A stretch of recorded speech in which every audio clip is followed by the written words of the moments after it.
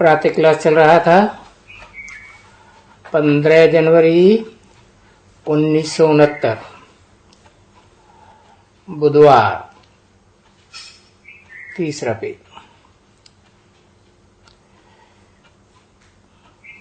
इस पेज की मध्य में बात चल रही थी। यहां भी देखो, जो संन्यास धर्म के होते हैं, संन्यास धर्म के आधार मूर्त होते हैं, जड़ हैं। तो जानते हो कि ये संन्यास किया है बेकार का, घर बार छोड़ दिया है। तो तुमको तो मालूम नहीं होता है उस समय में कि संन्यास 2 प्रकार का होता है। ये है हठ योग संन्यास।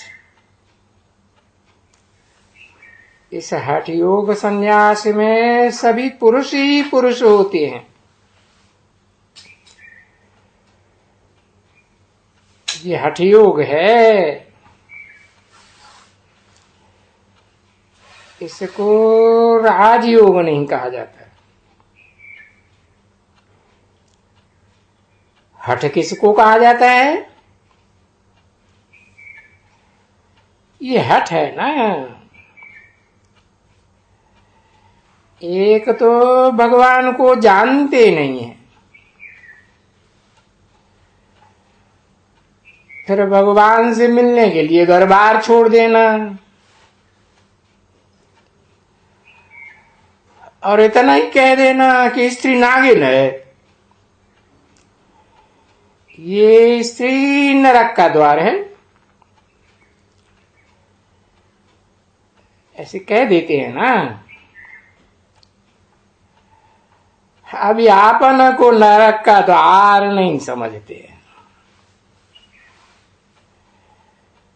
क्योंकि वो पत्नी स्त्री है तो नागिन है। तो पुरुष भी तो नाग होगा ना। और नाग और नागिन वगैरह बच्चे कोई पैदा हो सकते हैं क्या? तो फिर वो समझते हैं कि बरोबर ये नागिन है, हम नाग हैं। इस बात को नहीं समझते।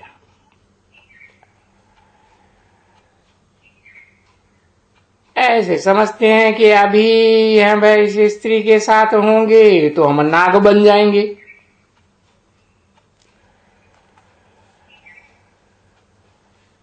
तो खुद ही अलग होकर करके जा करके जंगल बसाते हैं।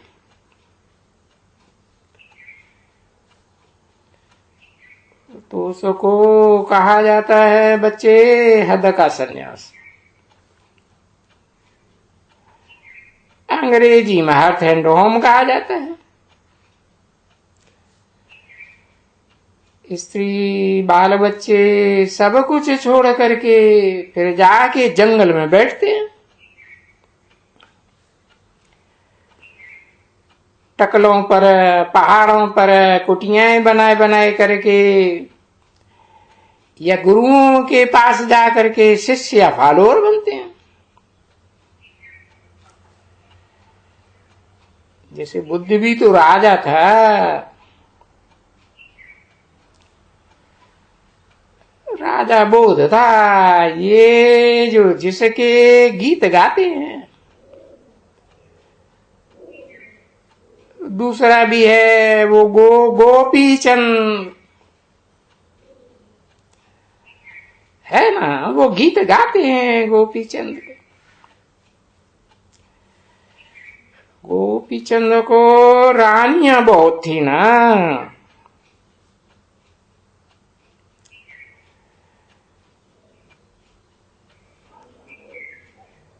तो वो गीत गाते थे। तो तुम घर क्यों छोड़े हो? घर बार छोड़ करके अपना कहां तुम जाते हो?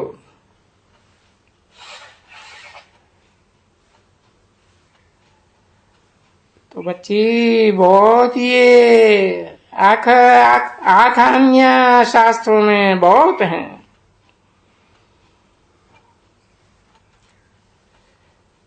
तुम जो ब्रह्मा कुमार कुमारियां हो, तुम जा करके कैसे राजाओं को ये योग और ज्ञान सिखलाती हो?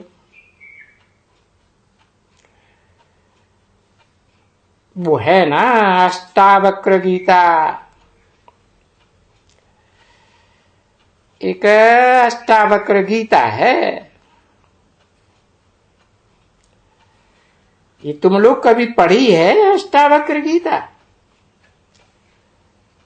कोई हाथ उठाओ। अष्टावक्र गीता पढ़ी है तो हाथ उठाओ। देखो उसका भी नाम गीता रखा हुआ है, अष्टावक्र गीता। और ये है इस समय की, तुम्हारे इस समय की।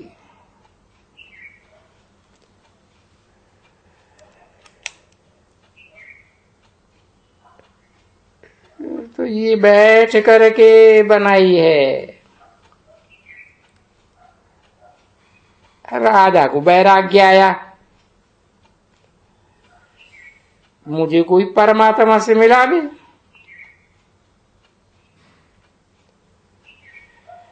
तो ढिंढोरा पिटवाया कि मुझे कोई परमात्मा से मिला दे।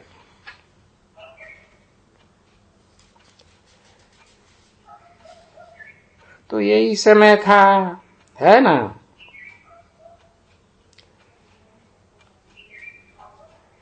तो तुम्हारे में से ख्यालात हुआ, राजाओं को तो हम ही ज्ञान।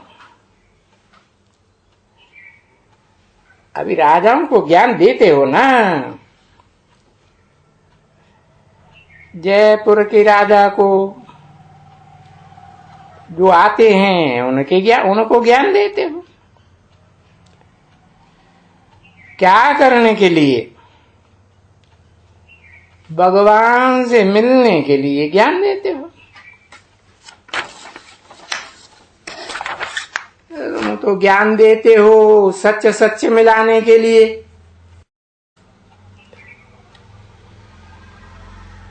जैसे तुम मिली हो ना बाप से,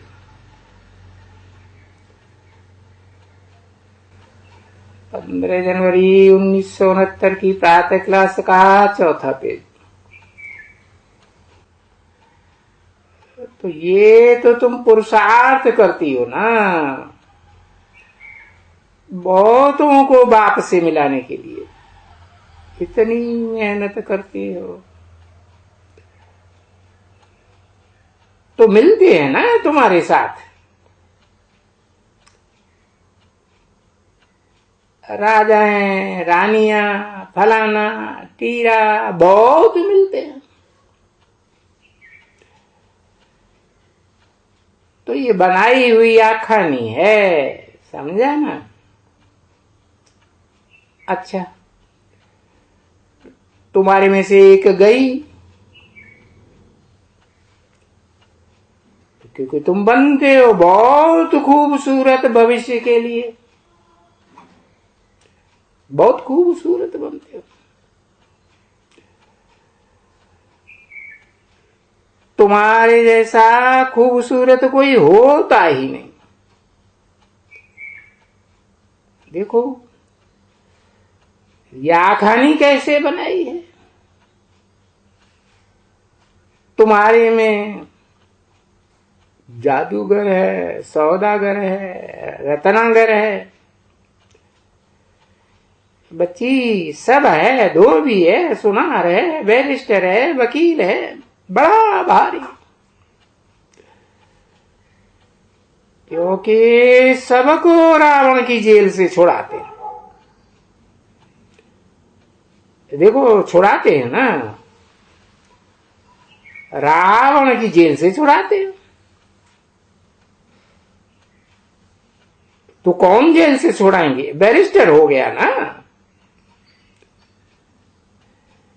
ये सभी रावण के जेल में है,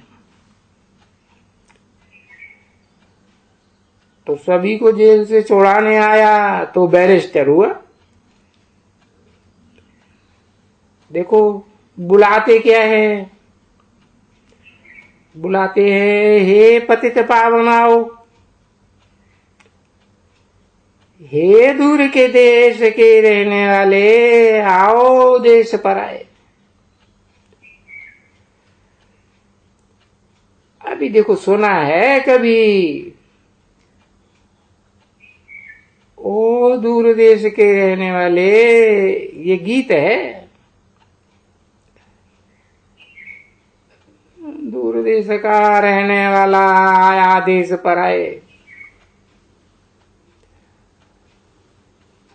आए यहां आओ, देश पर आए, आओ हमको आकर के पावन बनाओ। अभी क्या देखो, बाप को कहते हैं कि आओ भी पराए देश में, क्योंकि ये रावण का देश है, और रावण के देश में बड़ी आओ भी पतित शरीर में, पतित शरीर में आकर के और हमको आकर के पावन बनाओ। देखो गाते हैं ना, गीत भी तो गाते हैं ना। ओ दूर के देश के रहने वाले, आओ देश पर आए। क्यों गाते हैं? हे पतित पावन, हम सबको पावन बनाने के लिए आओ। तो ये अर्थ अभी तुम समझते हो ना बच्चे, और आगे तो भक्ति मार्ग में सिर्फ गाते थे झूठ मूठ। अभी बाप आकर के सच्ची बात बताते हैं। तुम बच्चों ने मुझे रावण के देश में बुलाया है ना, तो मैं अपने परम धाम में बैठा था ना। ऐसे तो नहीं है कि मैं कोई स्वर्ग में बैठा था, नहीं, मैं परम धाम में बैठे थे। स्वर्ग तो स्थापन करना है, और मुझे तुम नरक में बुलाए हो। ये पराया देश नरकवास है, ये रावण का देश। बोला आकर के हमको सुखधाम में ले चलो। देखो अभी सुखधाम में चलते हैं ना। क्यों? बाप समझाते हैं कि ये ड्रामा है बच्चों। 4 सीन का सतयुग, त्रेता, द्वापर, कलयुग। तो फिर देखो, ये सतयुग, फिर त्रेता युग, फिर द्वापर, फिर कलयुग। तो 2 युगों को कहा जाता है स्वर्ग, दूसरे को कहा जाता है सेमी स्वर्ग, क्योंकि उसको सेमी कहा जाता है, क्योंकि वो कला कम। और फिर बाद में द्वापर से रावण राज्य शुरू होता है। मेरा राज्य पूरा हुआ, मैंने जो तुम बच्चों को राज्य दिया आधा कल्प का, वो पूरा हुआ। अभी रावण का राज्य है, इस रावण के राज्य में गिरे विकार में, तो वो देवात्मा विकार में गिरे। अभी कैसे मालूम पड़े? तो देखो बाप बताते हैं कि जाओ, तुमको ऐसा एक्यूरेट मंदिर देखना हो बे तो कटक में जाओ, वहां गांव है पुरी, तीर्थ है, पुरी पर जाते हैं, वहां जगन्नाथपुरी में जाते हैं, वहां अंदर वो ही है कृष्ण काला, उसको नाम है भाई जगन्नाथ। अब ये जगन्नाथ को फिर भी तो कृष्ण ही ठहरा ना। पहले पहले तो जगन्नाथ कृष्ण को ही कहेंगे ना, संगम युगी कृष्ण। तो देखो ये भी ख्याल करो, पहला सो पिछाड़ी में 84 जन्म लेते हैं,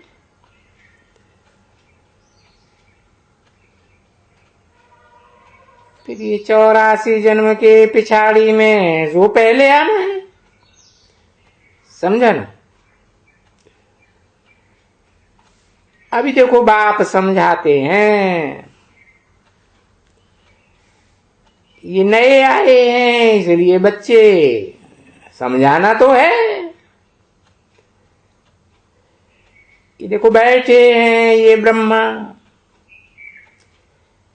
बैठे हैं ना बच्चे, अच्छा ये विष्णु भी बैठे हैं, अभी इनका आपस में क्या कनेक्शन है? दुनिया में तो कोई भी नहीं जानेंगे।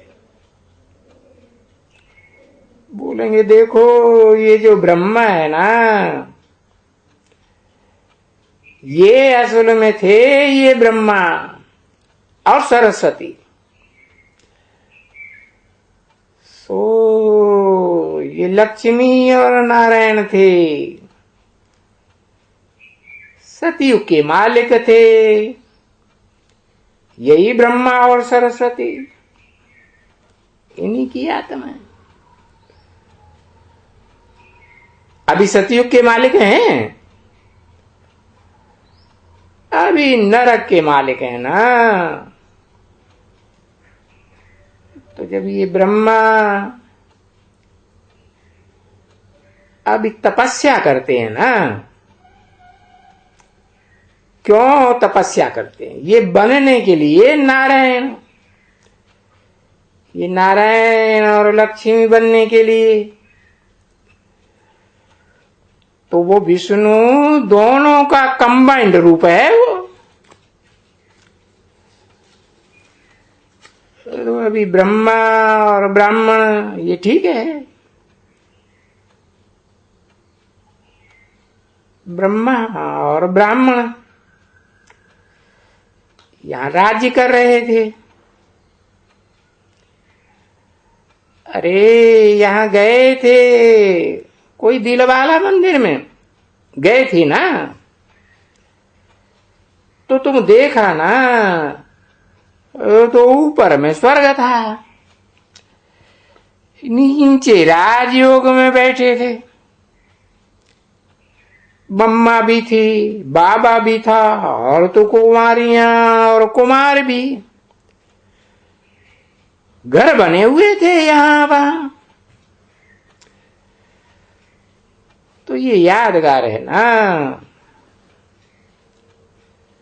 तो ये यादगार यही है भाई कि अभी की है, अभी ये जो चैतन्य है ना, इन्हीं की यादगार।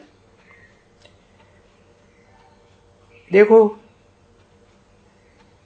यही भगवान आया हुआ है ना, तो यादगार भी यही है ना। तो यही चैतन्य है, यही इनकी यादगार है। देखो भगवान यहां आया हुआ है ना, तो बाप अभी डालते हैं अपने लिटरेचर में, और उनमें ये जो आबू है ये सब तीर्थों में, सबके जो भी धर्म हैं उन सभी धर्मों में उन तीर्थ, उनके जो तीर्थ हैं उनमें ये है मुख्य सबसे तीर्थ आबू। क्योंकि बाप ही यहां आकर के सर्व धर्मों की सदगति करते हैं, सभी धर्म की सदगति। देखो तुम्हारी भी सदगति होती है, तुम जाते हो शांति राम हो करके, और बाकी सब कहां होते हैं? बाकी सभी शांति धाम में।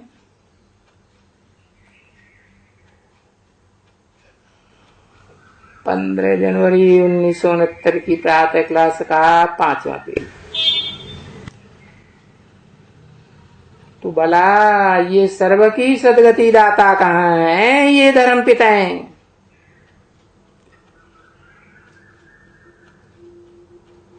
ये राजयोग तो यहां सिखलाया, उनकी निशानी ये है दिलवाड़ा, वो जड़ा यादगार है। और ये देखो तुम चैतन्य है, पीछे तो ये सभी खत्म हो जाएंगे, मंदिर मंदिर वगैरह सभी खत्म हो। वो फिर जब भी बना है भक्ति मार्ग में, तब फिर यही यादगार वहां बनाएगा, यहां की यादगार है। तो वो यादगार है जड़, और ये है चैतन्य। देखो तुम बच्चे यहां स्थापना कर रहे हैं ना स्वर्ग की, तो देखो स्वर्ग ऊपर में लगा हुआ है, तो मनुष्य ऐसे ही समझते हैं स्वर्ग कोई ऊपर में है आकाश में। घर में कोई मरते हैं तो भाई ये तुम्हारा कहाँ गया जी, स्वर्गवासी हुआ कहते हैं ना बरोबर। अभी स्वर्ग तो है ही नहीं ना, और स्वर्ग तो कोई ऊपर में भी नहीं होता है, यही भारत स्वर्ग था, अभी नरक है। तो स्वर्ग के पीछे देखो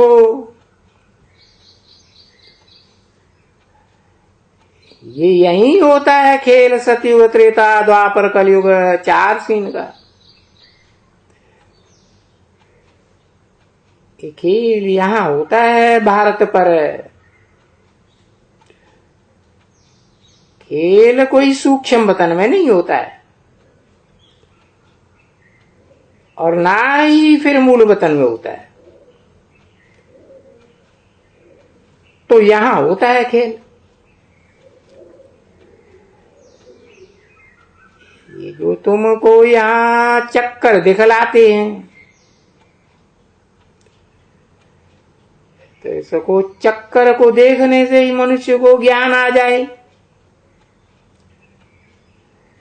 अरे बरोबर उसको स्वर्ग जिसको कहा जाता है, उसमें तो सिर्फ थोड़े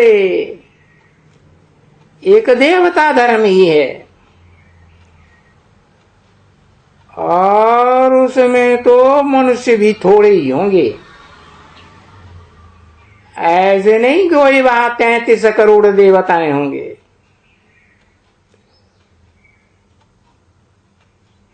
तो देवताएं होंगे सो भी पहले थोड़े होंगे।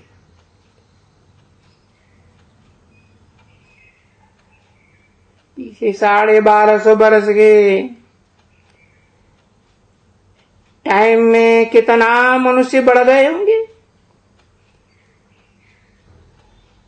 अच्छा, बढ़ते बढ़ते सतयुग, त्रेता, द्वापर, फिर द्वापर से ये दूसरे धर्म आते हैं, इस्लामी, बौद्धी, क्रिश्चियन। तुम चक्कर में दिखलाए हो ना। पीछे कलयुग में तो देखो कितने कितने धर्म हो जाते हैं, कितने मनुष्य हैं। और इस कलयुग को कहा ही जाता है काला, आयरन एज, यानी पतित हैं, ढेर के ढेर हैं। और इस धरत में देखो स्वर्ग, इन दोनों के बीच में ये कहा जाता है संगम युग। अभी तुम संगम युग पर हो, न कलयुग में हो न सतयुग में हो, संगम युग पर हैं। सतयुग में जाने के लिए ये संगम युग पर है, यहां पुरुषार्थ करते हो। अब यही चित्र खाली किसी को समझाया जाए तो समझ जाए, परंतु इन मनुष्यों को जो कहा जाता है पत्थर बुद्धि और पारस बुद्धि, तो देखो सतयुग में पारस बुद्धि, और वो कलय कलेश के कलयुग में पत्थर बुद्धि।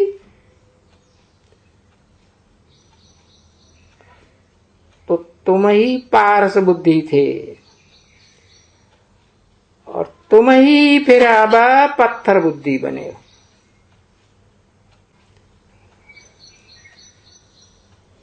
ओम शांति।